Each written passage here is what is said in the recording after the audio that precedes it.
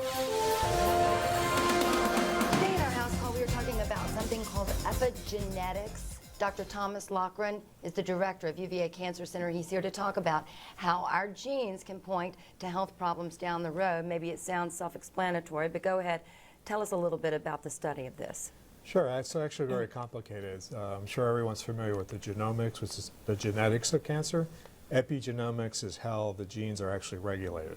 So there are certain proteins that can turn on or off different genes. And in some cancers, you could actually give a test, for instance, breast cancer, if it runs in families. Yeah, that's definitely true, yes. Okay, so tell us a little bit about what are the benefits to studying. I mean, obviously, we're going to be able to tell people, hey, there's a possibility. But when you combine the proteins, how do you know if a gene's going to turn on or turn off? I mean, how do you know that?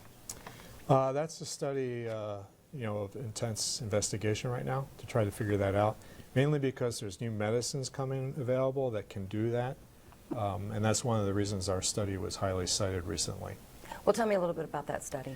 So we combine epigenetic therapy with immunotherapy, which is ways to strengthen the immune system in a very aggressive leukemia called T-cell PLL. And this disease is invariably fatal. In combining the two types of medicines, we were able to get patients miraculously back into remission. Which is amazing for any blood cancer, really. Yes, right? that's the first objective in all cancers, but particularly blood cancers, to get the patients into remission. Okay. And how long did you, before you were able to put out this study, how long did you research all of this, and how much went into this? I'm sure a ton. Yeah, there's been, in our own lab, probably 5 years or more of focused investigation.